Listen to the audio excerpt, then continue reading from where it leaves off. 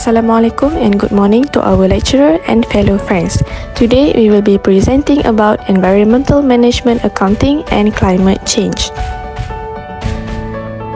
Our group consists of 4 members: Atirah binti Abdul Rahman, Faizatul Husna binti Rashid, Maliana Akilah binti Muhammad Nur, and Nabiah binti Ahmad Lutfi.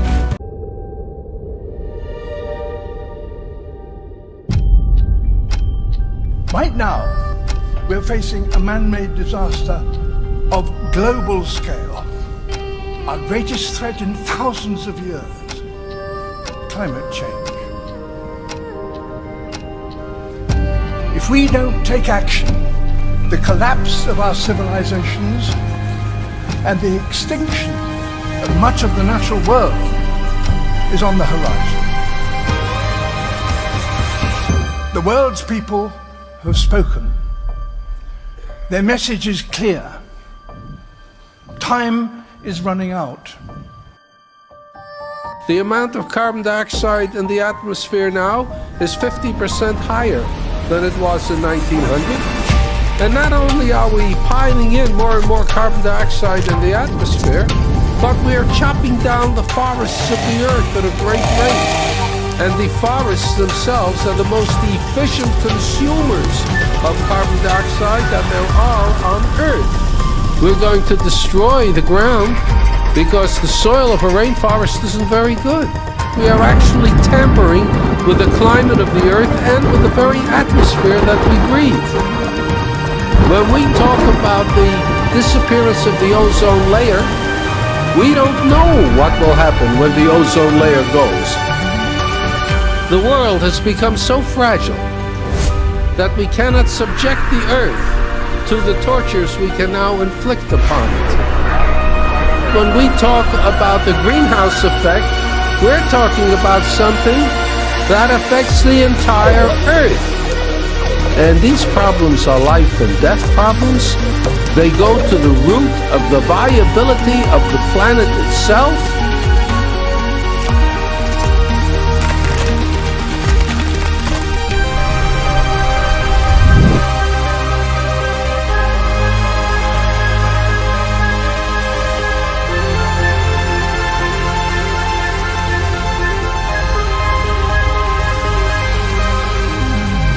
If there's one thing that is biologically certain about the human species is that it is a human species, one species.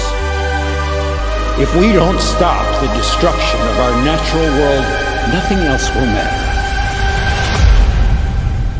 Simply put, if we don't protect nature, we can't protect ourselves.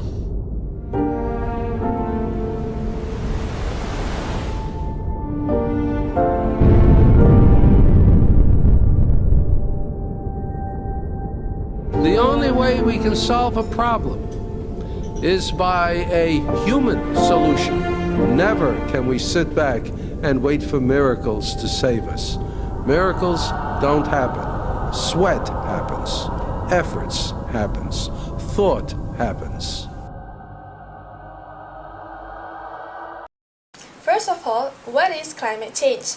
According to the United Nations, climate change refers to the long-term shifts in temperature and weather patterns. These shifts may be natural, such as through variations in the solar cycle.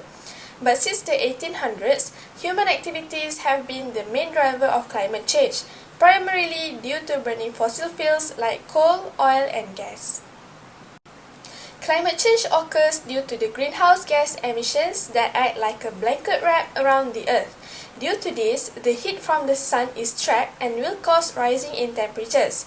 This leads to global warming and climate change. The world is now warming faster than at any point in recorded history. The example of greenhouse gas emissions that contribute to climate change include carbon dioxide and methane. Humans are said to be the main driver of climate change due to the use of gasoline and driving a car or coal for heating a building. Apart from that, we also need electricity, where the power plant to produce electricity will reduce carbon dioxide pollution into the atmosphere. Some climate change activists say that Humans must stop burning these energy sources, and countries and companies need to pledge zero emission targets. The next cause of climate change is deforestation. Forests, soil, and oceans have steadily absorbed 56% of all the carbon dioxide humanity has put into the atmosphere. However, trees are being cut down at an alarming rate for farming, urban, and infrastructure development. Clearing land and forests, which frequently happens in our country, will increase carbon dioxide in the atmosphere, which contributes to global warming. Next, climate change occurs due to the agriculture and farming industry. Nowadays, there has been a growing demand for meat that has led to intensive agriculture of animals. Cows and sheep produce large amounts of methane when they digest their food, and this gas adds to the greenhouse effect on the earth. Furthermore, animals need fields to graze on, and this leads to deforestation. Due to the increased concentration of greenhouse gases, the energy balance and the temperature of the earth has changed, which has significant impact on humans and the environment. Warmer temperatures over time are changing weather patterns and disrupting the usual balance of nature. This poses many risks to human beings and all other forms of life on Earth. The consequences of man-made climate change, which are irreversible on the timescale of people alive today, and will worsen in the decades to come. Effects that are now occurring are the loss of sea ice, accelerated sea level rise and longer, and more intense heat waves. Some of the long-term effects of global climate change are the temperature will continue to rise because the temperature will not be uniform or smooth over time. Besides, droughts and heat waves are projected to become more intense and cold waves less intense everywhere. Another future effect is the Arctic Ocean is expected to become essentially ice-free in summer before the mid-century. On my back is the first example of a climate change that occurs in Malaysia. It is stated in the news that climate change has impacted the world and Malaysia will inevitably face challenges where we will have to confront hotter temperatures and erratic weather patterns. The United Nations Intergovernmental Panel of Climate Change, IPCC, has forecasted that a temperature increase of 1 degree Celsius can cause total rainfall to increase by 7%. Due to this heavy rainfall, the areas receiving a relatively high amount of rainfall are at risk for floods, flash floods, landslides, and other water-related adverse events.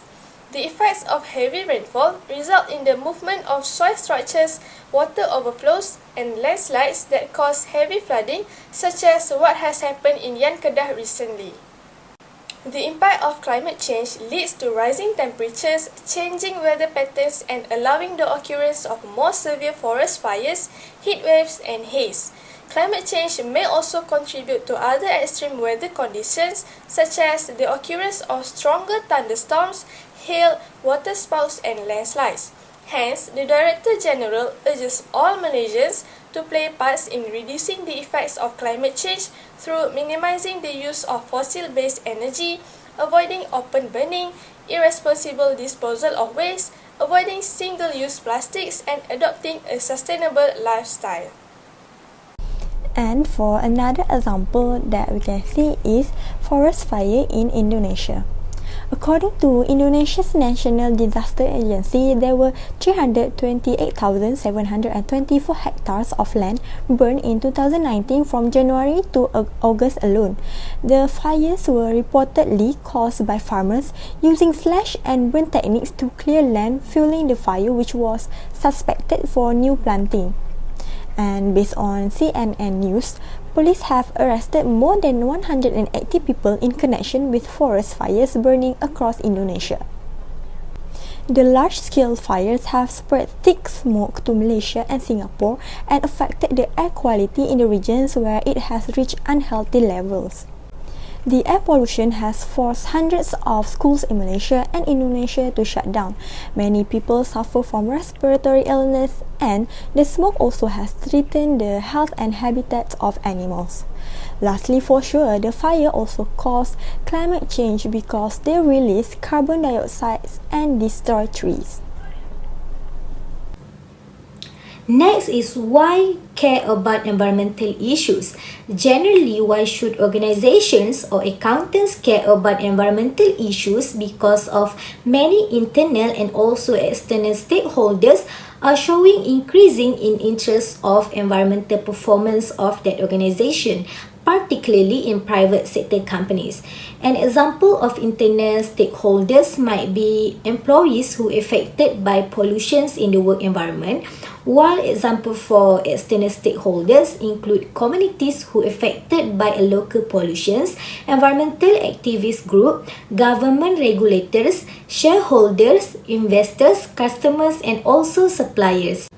The second issue is supply chain pressure, such as large companies requiring their suppliers to comply with the Environmental Management System (EMS), which is the standard of International Standardizations Organization. We move to the third issue, which is disclosure pressure from various stakeholders for companies to publicly report about their environmental performance in annual financial account and reports, or in voluntary corporate environmental performance report. For the fourth issues, which is environmental tax pressure, for example, various government impose environmental related taxes such as carbon taxes, energy use taxes, landfill fees, and other emissions fees. Due to the all issues mentioned, organizations give more attention to the environmental management accounting, which is known as EMA. EMA provides a combination of both financial and also physical information regarding the environmental impacts and performance of a business. I will continue the presentation by explaining what is environmental management accounting.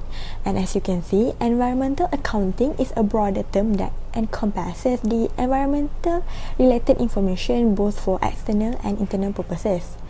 And environmental management accounting is a subset of environmental accounting which focuses on information that is required within an organization to make decisions. Environmental management accounting is broadly defined to be the identification, collection, analysis, and use of two types of information for internal decision making, which are first, physical information on the use, flows, and destinies of energy, water, and materials, which including waste. And the second is monetary information on environment-related costs, earnings, and savings. According to International Federation of Accountants Statement Management Accounting concept, environmental management accounting is the management of environmental and economic performance to development and the implementation of appropriate environment-related accounting systems and practices. While this may include reporting and auditing in some companies, environmental management accounting typically involves life cycling costing, full cost costing, benefit assessment, and strategic planning for environmental management. Hi, I'm Atira binti Abdurrahman. I will be presenting the challenges of EMA. The first one is the communication between accounting and other departments are not well developed. Yes, environmental and technical staff are well versed in environmental issues, but they are less familiar with how environmental issues are reflected in accounting records. Same goes to personnel in accounting department. They have access to a lot of accounting data, but they typically have a little understanding of the environmental concerns that the company confronts. As a result, accounting personnel frequently fail to provide the types of accounting data that environmental and technical personnel would find most beneficial. Second is environmental related cost information is often hidden in overhead accounts. Many existing conventional accounting systems are unable to deal adequately with environmental costs and as a result simply attribute them to general overhead accounts. Assigning such a cost to overhead account can pose problem when the overhead accounts are allocated back to cost center for the purpose of pricing. The use of typical allocation bases such as machine hours, labor hours, or production volume may not be appropriate for certain environmental related costs. Last limitation is investment decisions are frequently made based on insufficient information. This is due to the difficulty in obtaining reliable environmental data. Although accurate and complete information will never be available, it is something that managers should strive in for decision making in order to satisfy the investor expectation. The first applications of EMA is compliance, which is EMA supports environmental protections via cost-efficient compliance with environmental regulations and also self-imposed environmental policies. It is done by planning and implementing pollution control investment. Environmental pollution treatment investment will bring benefits to the economic growth and also help to achieve sustainable development. Increasing in environmental investment will direct to the transformations of the industrial structure to be more friendly economy. Next is by investing and purchasing cost-effective substitute for toxic material. Agencies are required to purchase substitute for toxic material such as alternative fuels and products that are bio-based, Energy Star and Energy Efficiency or EPET, which is a green technology labeling program. Agencies must consider purchasing alternative to toxic and priority chemicals and also for ozone depleting substances. Agency also can consider purchasing environmentally preferable products and services. And then we have reporting environmental waste and emissions to regulatory authorities. In Malaysia, we have Ministry of Housing and Local Government who is responsible in managing waste. For the legislation, we have Environment Quality Act 1974, which is the legislation that related to prevention, subsidizing, control pollutions and enhancements of environment in Malaysia. The Act restricts the discharge of waste into the environment in contraventions to the acceptable conditions. Then we have eco-efficiency. EMA support the simultaneous reduction of costs and also environmental impacts via more efficient use of energy, water, and materials in internal operation. This can be done by more accurate tracking flow of energy, water, material, and also waste. Energy consumptions need to be managed well because energy, which is reflects energy conversion efficiencies, is the one of the factors which drive to the socio-economic development. There is a strong correlation between energy consumptions and greenhouse gases emissions. CO2 or carbon dioxide emissions can be regarded as a proxy for energy consumption. A good management practice is to seek the minimum energy cost options, which is to minimize the waste of all kind and reduce the unit cost. Next in eco-efficiency is planning and implementing energy, water, and also materials efficiency project. For example, to minimize energy costs and energy usage, organizations can adopt energy management plan such as insulating boilers, installing and upgrading heat recovery and heat exchange equipment, check for leaks in heating pipes, and turning off lighting when it is not used. The savings in energy, especially in manufacturing companies, may lead to further savings elsewhere such as reductions in waste and emissions. Is strategic position. Strategic position relates to how EMA can support the assessment and implementation of environmentally sensitive and cost-effective programs to enhance an organization's long-term strategic position. This will not only help the company to mitigate global warming, but it will also be a good initiative for a company to sustain themselves for a longer period of times. Example of how this can be done is by working with suppliers to design products and services for green market. Going green helps the environment by reducing the amount of pollution that enters the soil, water, and air by using alternative energy sources and avoiding the burning of fossil fuel, recycling and reducing waste fewer pollutants are released into environment. As we know, decreasing air pollutant would reduce water pollution by lessening acid rain that can harm wildlife, especially in aquatic environments. As an environmentally conscious company, we will be able to lessen our organization contribution to climate change. Next, I will apply in real case. As we know, Malaysia itself contributes to emissions given its significant use of coal and natural resources. However, in 21st century, the use of hydropower has expanded where other potential energy sources are being explored to substitute the natural gas such as solar power and biomass. In Malaysia, under the Small Renewable Energy Program (SREP), the government has implemented a program to encourage private entities to generate power with renewable fuels and to sell part or all of the power generated to the National Tenaga Nasional Berhad TNB and Sabah Electricity Sdn Bhd SESB. A subsidiary company, namely Cash Horse Sdn Bhd, has built a 12 megawatt biomass power plant at prolific yield palm oil mill located in Sarakan, Sabah under the SREP. This organization is one of those that promotes the usage of biomass in its project. The project is intended to generate electricity utilizing the oil palm empty fruit bunches as primary fuel to be supplemented with secondary fuels such as oil palm shells, mesocarp fiber, and wood waste. The electricity generated was sold to SESB distribution grid. Since the electricity is generated using renewable sources instead of fossil fuel, this can reduce the emissions of greenhouse gases.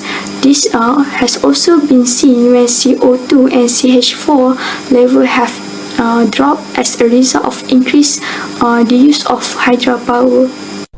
As the conclusions, climate change is already beginning to transform life on Earth, including Malaysia. Around the globe, seasons are shifting, temperature, climate and sea levels are rising. Climate change does not happen by default. It is a man-made problem.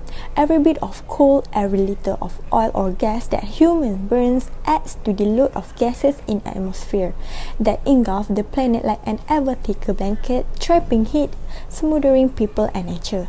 And as the result, it is changing our climate and threatening our health, economy, and natural environment.